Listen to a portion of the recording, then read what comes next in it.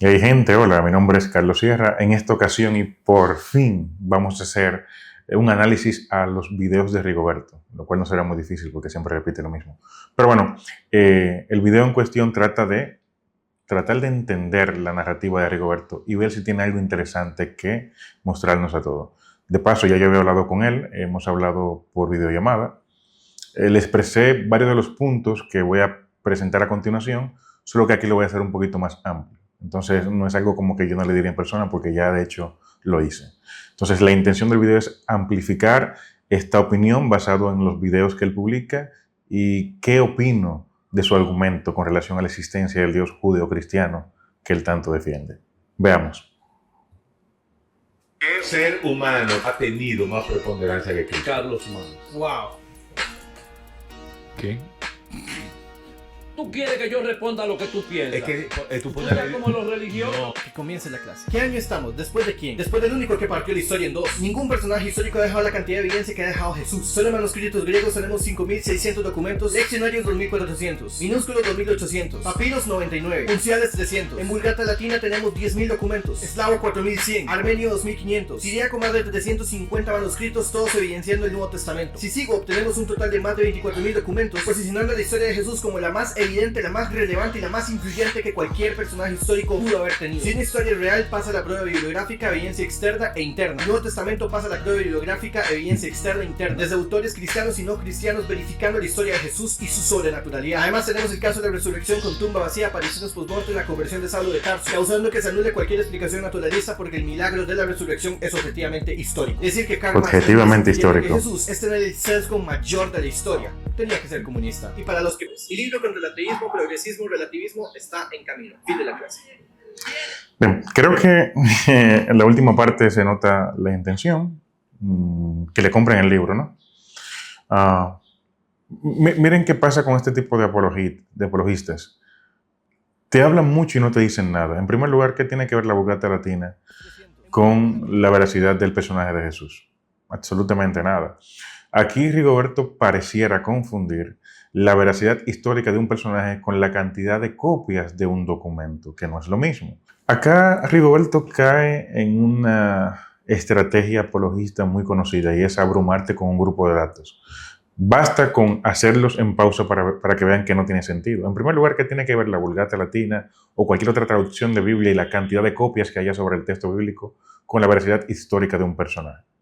Imagínense que Marvel venda 16 millones de copias de la historieta de El Hombre Araña. ¿Eso hace El Hombre Araña más creíble, históricamente hablando? Evidentemente no. Lo que deberíamos mostrar con nosotros para probar la existencia histórica de un personaje no es apelar al número de copias que tiene el libro que habla del personaje, sino a ver las fuentes históricas que validan que el personaje realmente haya existido. Pero creo que eso es algo muy básico que este chico debería de saber, y posiblemente lo sepa. Simplemente tiene la intención de marear a su audiencia y convencerlo de que hay suficientes textos o evidencia que validen sus afirmaciones cuando es simplemente falso. ¿Por qué? Porque el número de copias de un manuscrito de la Septuaginta o de la Reina Valera no prueba que eso exista. Eso es un sinsentido. Otra cosa importante es que él dice que quien parte la historia de la humanidad en un antes y un después. A ver, eso tampoco fue Jesús. Quien divide el mundo o la historia antes y después de Cristo no es Jesús propiamente, sino la Iglesia Católica. En el 582, el Papa Gregorio, tratando de hacer un cálculo aproximado de cuándo caen las fiestas, pues le pide a un obispo que calcule cómo deberían de ser. Y este obispo, para colocar un antes y un después, es decir, de a partir de cuándo se debería contar, pues evidentemente como católico cristiano al fin, pues decide empezar con el nacimiento de el fundador de su movimiento. Es decir, la fecha que tenemos no es porque Cristo la partió, sino porque hubo una imposición de la iglesia de a partir de cuándo se debería contar, que de hecho no era una imposición al mundo, sino que servía para ellos calcular sus festividades cristianas. El Testamento tiene un 98,33% de precisión histórica, alteración significativa nula. En un solo versículo como Lucas capítulo 3:1 se presentan 12 menciones históricas. Los evangelios no son material histórico, son material teológico. Ya desde ahí tenemos un problema. Porque la intención de los evangelios no es hablarte con precisión ni exactitud, ni ser certeros con relación a lo que pasa en torno a la vida de Jesús, sino a través de leyendas, a través de mitos, a través de narraciones teológicas, te presentan por qué ellos tienen razón y por qué ellos consideran que Jesús es el Cristo y cómo ellos validan su fe. Cristianos y no cristianos verificando la historia de Jesús y su sobrenaturalidad. Además tenemos el caso de la resurrección con tumba vacía, apariciones post-mortem, la conversión de Saulo de Tarso, causando que se anule cualquier explicación naturalista porque el milagro de la resurrección es objetivamente histórico. El milagro de la resurrección es objetivamente histórico. Te suelta un grupo de datos, no te da fuentes, no te dice exactamente cuáles son los historiadores. Gastó más tiempo en hablarte de un grupo de copias que no tienen nada que ver con el tema que intenta mostrar, pero cuando te habla de algo que sí sería interesante, como por ejemplo historiadores externos que validen la sobrenaturalidad del personaje que él intenta validar como histórico, no dice nada, no menciona ninguno. Preguntémosle, ¿cuáles son esos historiadores externos? Caso de la resurrección con tumba vacía, apariciones post-mortem, la conversión de Saulo de Tarso, causando que se anule cualquier explicación naturalista porque el milagro de la resurrección es objetivamente histórico. Es decir que de hecho, aquí acaba de ser otro error garrafal. El milagro de la resurrección es objetivamente histórico. ¿Cómo un milagro va a ser histórico? La historia no se mete con el tema de los milagros. De hecho, los milagros tienen que ver más bien con una respuesta teológica. De hecho, vamos a leer a Justino Martín acá. ¿Qué dice el mismo, uno de los padres de la iglesia, Justino Martín? Que la resurrección, la ascensión al cielo de Jesús no es algo nuevo. Es decir, el mismo Justino Martín reconoce que la resurrección y lo que ellos dicen acerca de la ascensión al cielo no es una historia nueva para ellos. Cuando afirmamos que el Logos, que fue el primogénito de Dios, fue engendrado sin unión sexual, es decir, Jesucristo, nuestro Maestro, que después de ser crucificado murió y resucitó, ascendió al cielo, dice Justino Martín, no estamos transmitiendo nada nuevo. Dice Justino Martín, no estamos diciendo nada nuevo. Y escuchen por qué este cristiano en el siglo II dice que lo que ellos dicen no es nuevo. Dice, con respecto a aquellos a quienes llamamos hijos de Júpiter, Mercurio, la palabra intérprete y el maestro de todos, Esculapio, quien siendo un gran médico fue alcanzado por un rayo y ascendió al cielo. Y Baco, también después de haber sido desmembrado, y Hércules, cuando se entregó a las llamas para escapar de sus fatigas. Y los hijos de Leda, y Dioscuros, y Perseo, hijo de Eranés, Belerofonte, quien aunque nació de mortales, ascendió al cielo en el caballo Pegaso. Porque, ¿qué diría Ariadna de aquellos que, como ella, han sido declarados colocados entre las estrellas? ¿Y qué decir de los emperadores que mueren entre ustedes y que consideran dignos de ser inmortalizados para siempre? Y para quienes presentáis a alguien que jura haber visto a César, mientras era consumido por el fuego, ascender al cielo desde la pila funeraria.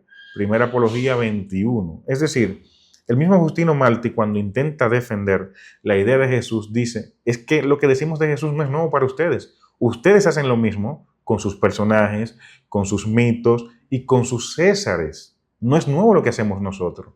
Por tanto, encaja perfectamente dentro de la narrativa teológica y mitológica, no desde la perspectiva histórica. Y el mismo Justino Martín en el siglo II ya lo andaba diciendo. No es un evento nuevo. No es un evento que no se conociera dentro de la literatura. Es un evento que perfectamente encaja dentro de la narrativa teológica, mitoteológica que tenían los romanos y los griegos, no dentro de la historicidad de un personaje. Entonces, bastan unos 5 minutos para desmontarle todo el discurso vacío, lleno de palabras que al final no dicen nada de Rigoberto. Me pareciera a mí incluso que la estrategia de hablar súper rápido y repetir cosas que no vienen al caso es a propósito para marear al que esté escuchando y no se dé cuenta de que simplemente no está dando absolutamente nada. Y también que tiene una intención muy marcada y es vender. Me parece a mí más que Rigoberto es un comerciante de la fe y que las personas que no tienen quizás el poder argumentativo o la información para tratar de hacer su creencia más coherente y válida, se refugian en este tipo de personas porque puede hablar por ellos y consiguen respaldo. Sin embargo, a mí no me parece una postura muy honesta.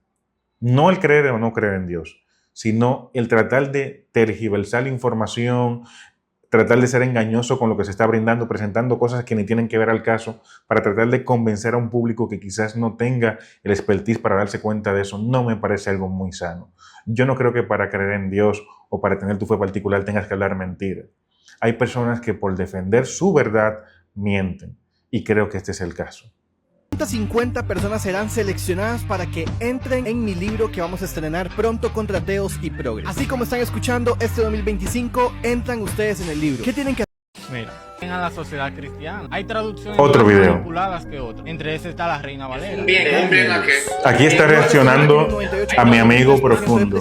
Veamos cuál es el análisis que le hace a Profundo. En un solo versículo como Lucas capítulo 3:1 se presentan 12 menciones históricas con 6 líneas de evidencia distintas. El versículo dice: en el año 15 del imperio de Tiberio César, en el año 15, es decir, 29 después de Cristo. Luego dice: siendo gobernador de Judea Poncio Pilato. Este fue gobernador de Judea entre los años 26 y 36 después de Cristo, y está documentado por Flavio Josefo y la inscripción de la piedra. Luego dice: y Herodes tetrarca de Galilea. Herodes Antipas fue gobernante de Galilea y podría hacerlo con múltiples versículos. Aplicando crítica textual, prueba bibliográfica, evidencia interna, externa, se verifica la veracidad del Nuevo Testamento. Aquí, bueno, a ver, para que entiendan el conflicto, Profundo rompió una Biblia, parte del show en el programa, pero las razones que presenta Profundo de por qué rompió la Reina Valera en particular, porque no fue una Biblia, sino la traducción de la Reina Valera 1960, no creo que esté bien tampoco, porque un libro es un libro, pero el punto de Profundo a romper la traducción de la Reina Valera 60 es que tiene muchos textos espurios y es una mala traducción.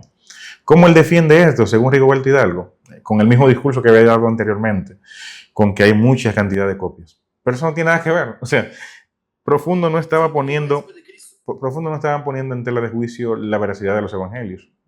Profundo estaba poniendo en tela de juicio la traducción de la versión Reina Valera 60. No tiene que ver una cosa con lo otro. A mí me parece que este chico lo que tiene es una botella. Botella en dominicana le decimos es cuando tú te memorizas algo, pero si te preguntan algo fuera de eso no sabes qué decir. Entonces, en todos los videos repite exactamente lo mismo. La cantidad de copias, son tantas copias, eso no tiene nada que ver con el tema. Aquí el debate y la discusión era si la Biblia, traducción Reina Valera 60, era confiable o no. No estamos hablando de la precisión de los textos del Nuevo Testamento. Aquí lo que se está hablando Profundo es de la traducción de la Reina Valera 60. Y nunca toca el tema. Entonces, de nuevo, gente, préstenle más atención a lo que Rigoberto dice. Porque nunca da una información precisa sobre nada. Lo que hace es marearte con un grupo de datos que ni tienen que ver con el tema que decide concluir. Préstenle un poquito de atención ustedes mismos. Si necesitan, pónganlo en 0.5 para que lo entiendan. La veracidad del Nuevo Testamento. La Biblia no es manipulada. Existen y de nuevo, es que no están hablando de la veracidad del Nuevo Testamento. Es que, de nuevo digo, es que tiene un guión ya. Él habla o de los argumentos cosmológicos o habla de la cantidad de copias, pero es que ese no es el tema, ni en el otro video ni en este. No tiene nada que ver, Rigoberto. O sea, ¿cuándo vas a hablar del tema en cuestión? También me parece muy curioso que nunca me haya hecho un video cuando yo hablo de temas específicos bíblicos. Parece que si no es el guión de la cosmología filosófica y desde la cantidad de copias, él no sabe de qué decir. O sea, repiten el video la misma cosa, y nunca da con los temas que está supuestamente tratando en el video. Pero veamos otro, a ver. Verdadera. ¿Qué fue lo que a la final Aquí veremos un video donde Rigoberto dice que era ateo. Vamos a ver. te rompió tu ateísmo?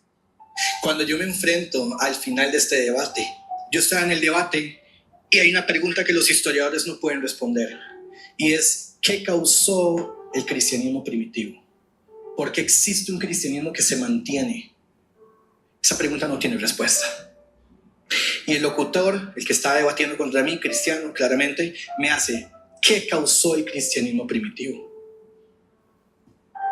Yo no tenía respuesta. Y yo empecé a tener una convicción, y por primera vez yo tengo una conversión real con el Espíritu Santo, una convicción de Ay. Primero, que Rigoberto no pudiese demostrar por qué el cristianismo surgió no significa que los historiadores no puedan. De hecho, tiene más que ver con psicología que con historia propiamente. Pero lo peor del caso es que Rigoberto aquí incluso está mintiendo. Dice que era ateo cuando pasó eso, no es cierto. El video lo tiene Santiago Alarcón, fue en su canal, fue en un debate con Santiago Alarcón, y él mismo se definió como teísta, no como ateo. teísta. Luego te cambia la versión y te dice, no, que ya cuando eso era teísta, ¿no? Pero el problema es que tú dices que cuando eso era teísta, pero realmente lo que describes acá, en este video, te defines que eras ateo. Entonces, ¿cuándo mentiste? ¿Cuando te presentaste como teísta en el video de Santiago Alarcón o aquí cuando dices que eras ateo? Esta gente lo que quiere impresionar, o sea, y basta con buscar cualquier video, lo que quieren impresionar. No, por favor, mi amigo. Jamás lo defendería, pese a que soy teísta, y me consta que lo demostrable es lo que nosotros tenemos. Conste que soy teísta. Jamás lo defendería pese a que soy teísta. Exacto. Luego otra cosa sería cómo Pablo, como apóstol de Jesucristo, va a ir recibiendo cierta revelación. Es que tienes que entender de que yo ahorita estoy procesando muchas cosas, digamos. Obvio, ¿Entiendes? obvio que sí.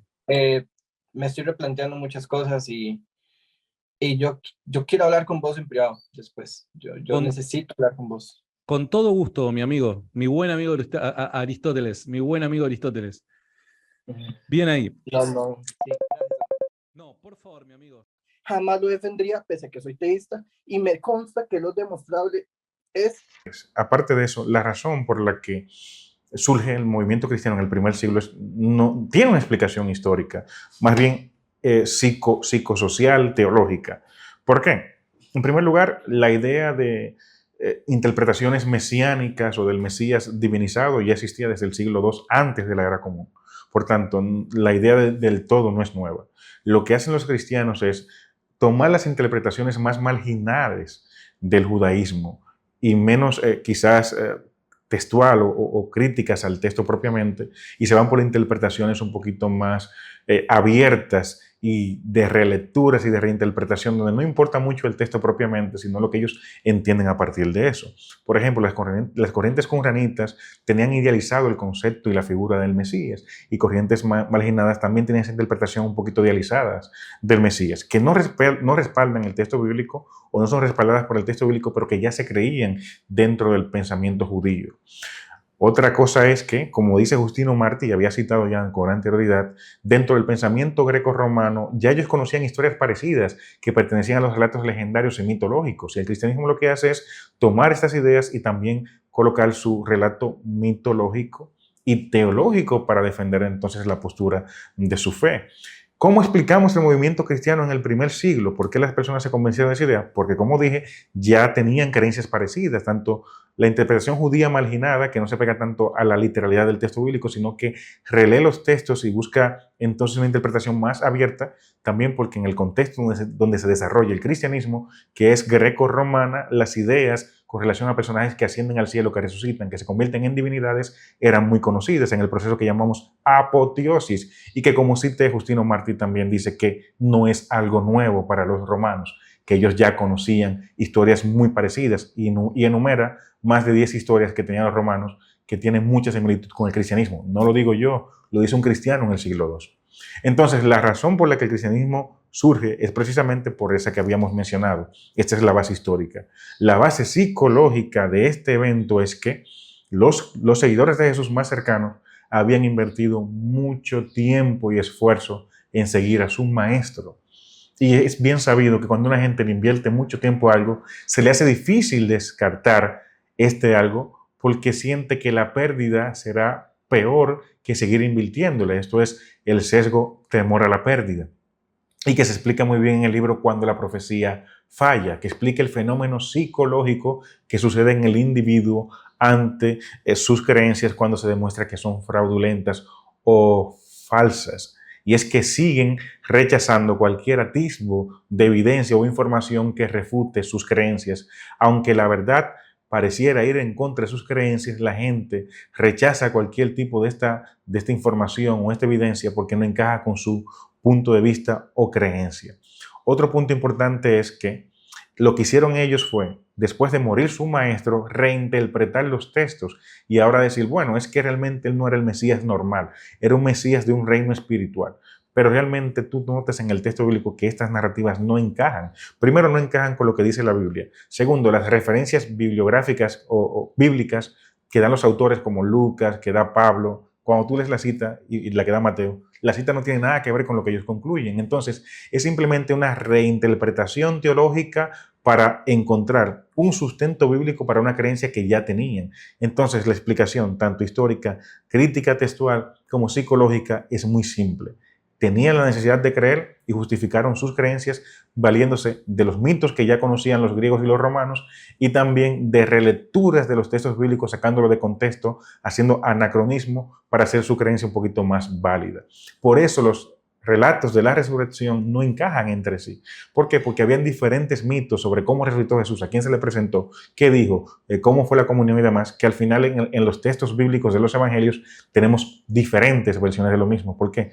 Porque había muchos mitos sobre el tema y no se pusieron de acuerdo nunca. Y también porque es una construcción que se hace después y los evangelios intentan colocarla para armonizar la idea que ya ellos creían. Entonces, esa es la explicación del movimiento cristiano en el primer siglo. Eso es Rigoberto. Muchos se han preguntado de por qué no hay un debate entre mi persona y Rigoberto. Bueno, de hecho, cuando él dijo que venía acá, en el programa recetario, donde está Heredia, le dijeron los demás panelistas que no debatiera Heredia, porque Heredia quizás no se ha expuesto a este tipo de debate sobre el Dios judeocristiano. Heredia pertenece más a la rama de la salud y la psicología, y eso es lo que él habla, y es muy bueno en eso. Sin embargo, realmente no es una persona que debate estos temas específicamente. Entonces, le habían dicho, ponlo a debatir mejor con Carlos Sierra, pero al parecer los representantes o los managers de Rigoberto no quieren que debata conmigo, y eso fue lo que dijo varias veces. De hecho, yo hablé con él por videollamada y me dijo básicamente lo mismo, que sus managers, que sus representantes le colocan a la gente con la que él va a debatir. Claro. Entonces luego dice que la razón por la que no debatía conmigo, le había dicho este mismo amigo que tenemos en común, es porque yo no era académico sobre el tema. A ver, yo soy ingeniero de profesión, que no tiene nada que ver con el tema, pero ella tampoco es académico sobre el tema. Es neuropsicólogo, neuropsiquiatra. ¿Qué tiene que ver la neuropsiquiatría con la historicidad de los evangelios o con la Biblia propiamente? Absolutamente nada. Entonces es simplemente una excusa que coloca aquí este compañero para no debatir con una persona que quizás pueda darle un debate de peso sobre el tema. Pero al mismo tiempo de decir que necesita una gente con rigores académicos, quiere debatir con Eladio, que no tiene tampoco ningún rigor académico sobre este tema, porque Eladio es psicólogo. Entonces, cuando es de filosofía, muchas personas conocidas mías, por ejemplo, está Tapia, está Aristarchus, varias personas lo han invitado a debatir sobre filosofía, pero tampoco quiere debatir con esas personas. ¿Con quién quiere debatir Rigoberto Hidalgo? Con Aaron Play, con un youtuber que juega, con una chica que habla de otros temas, con un cantante, con gente que realmente no tiene la preparación para hablar ni del tema filosófico o del tema bíblico histórico, como es el caso mío, o del Dragon Art. Es decir, al final, él está tratando siempre de correr con una tortuga sobre el tema en cuestión para verse ganador, pero eso es muy infantil. O sea, yo no sé cómo una gente no se da cuenta de que Rigoberto le tira y le hace video simplemente al que él cree que no lo puede refutar. ¿Por qué no acepta un debate con Aristarchus o con Tapia o con Matt Betta con relación a los temas filosóficos? ¿Por qué no acepta un video, un debate sobre los temas históricos, críticos y bíblicos con Dragon Art o con la persona de Carlos Sierra? ¿Por qué nunca le he hecho un video ni a Dragon Art ni a Carlos Sierra? ¿Por qué le hace videos a profundo sobre un tema que ni tiene que ver? ¿Por qué le hace videos a Eladio, que no tiene que ver con el tema? ¿Por qué le hace videos a Heredia, que no tiene que ver con el tema? ¿Por qué quiere debatir con Aaron Play? ¿Ven lo que digo? Que al final es un comerciante, lo que busca es, a través de esos youtubers que son famosos, que no tienen nada que ver con el tema de Dios y la Biblia y demás, tratar de ganarle. Pero claro que le va a ganar, mi hermano, porque esa gente no sabe sobre el tema. Reto formalmente a Rigoberto a un debate sobre la veracidad histórica de la resurrección, y otro tema importante es la veracidad bíblica de toda la Biblia, si es precisa o no precisa, como él ha afirmado muchas veces. Le reto un debate a Rigoberto sobre si Jesús es el Mesías